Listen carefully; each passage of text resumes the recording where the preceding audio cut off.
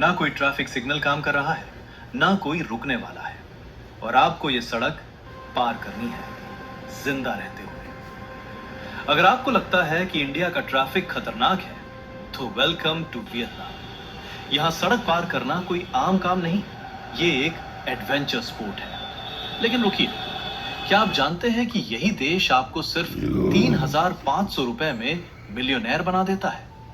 जी हां, आपने सही सुना। एयरपोर्ट पर पैसे बदलवाते ही आपके हाथ में आती है नोटों की इतनी बड़ी गड्डी कि आप खुद को अंबानी समझने लगेंगे। एक ऐसा देश जहां ट्रेन आपके चाय के कप से सिर्फ कुछ इंच की दूरी से गुजरती है, जहां कॉफी में अंडा डाला जाता है, और जहां जमीन के नीचे छिपी हैं ऐसी सुरंगें जिन्होंने दुनिया की सबसे बड़ी ताकत को घुटने टेकने पर मजबूर कर दिया था।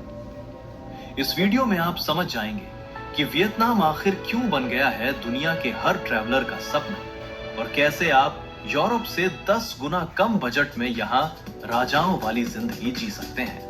तो चलिए सब्सक्राइब करके शुरू करते हैं इस वीडियो को। हमारा सफर शुरू होता है वियतनाम की राजधानी हनोई से।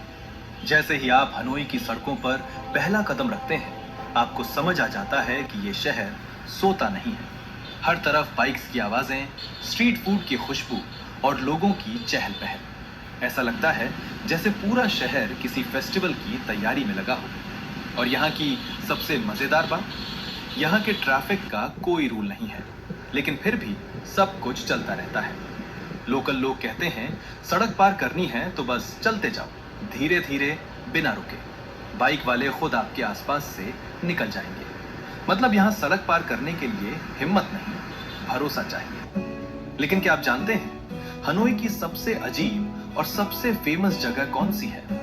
एक ऐसी गली जिसका नाम है ट्रेन स्ट्रीट। सोचिए, एक पतली सी गली जिसके दोनों तरफ कैफेज हैं। लोग आराम से कुर्सियों पर बैठे कॉफी पी रहे हैं, और अचानक एक सायरन बजता है।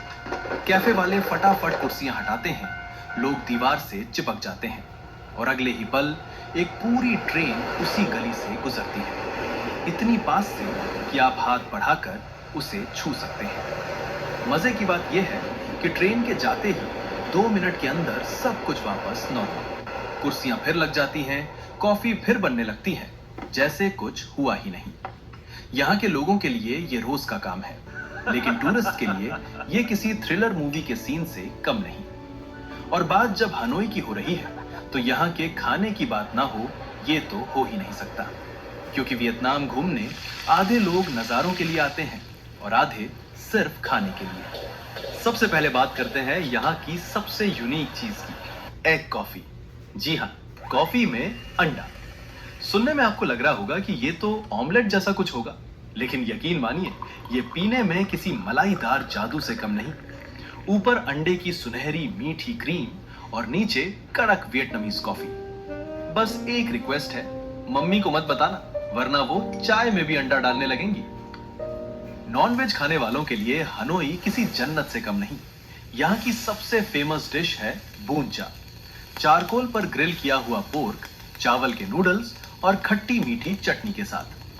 कहते हैं अमेरिका के पूर्व राष्ट्रपति ओबामा भी जब वियतनाम आए थे तो एक छोटी सी दुकान पर बैठकर यही बूंचा खाकर गए थे।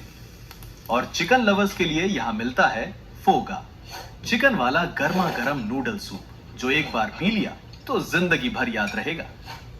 और अगर आप वेज खाने वाले हैं तो घबराइए मत, हनोई में आपके लिए भी बहुत कुछ है।